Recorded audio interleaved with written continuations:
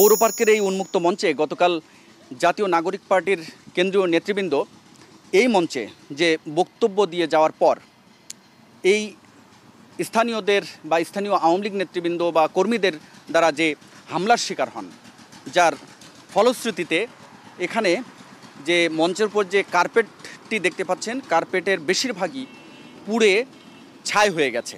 এই উন্মুক্ত মঞ্চের বক্তব্য শেষ করে কেন্দ্রীয় নেতারা যখন ফিরে যাচ্ছিলেন, তখন তাদের উপরে যে হামলা হয় স্থানীয়দের দ্বারা, সেই হামলার ফলশ্রুতিতে কিন্তু এক ধরনের সংঘাতময় পরিস্থিতিও তৈরি হয়।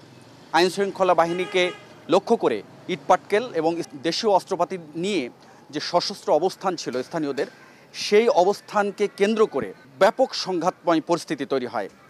এক ধরনের রণক্ষেত্রে পরিণত হয় এই গোপালগঞ্জ শহর জুড়ে, যার ফলশ্রুতিতে 4 জনের মৃত্যু এবং মৃত্যু পরবর্তী একেবারেই 144 ধারা জারি করে পরিস্থিতি স্বাভাবিক করার চেষ্টা।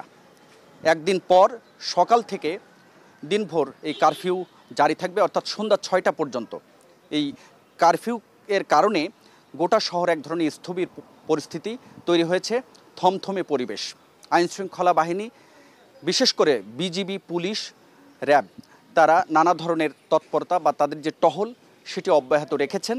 তবে এই গতকালকের যে সংঘাত, সেই সংঘাতের কারণে কতজন আহত হয়েছে বা কতজন গ্রেপ্তার হয়েছে সে ধরনের তথ্য এখন পর্যন্ত আমাদের হাতে পৌঁছায়নি। অর্থাৎ আইনশৃঙ্খলা বাহিনীর সাথে যোগাযোগ করার চেষ্টা করেছি আমরা, কিন্তু তারা এখন পর্যন্ত আমাদের সাথে কথা বলেননি।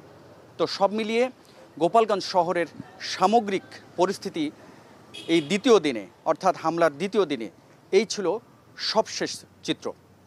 হাবিবুল ইসলাম হাবিব, স্টার নিউজ, গোপালগঞ্জ।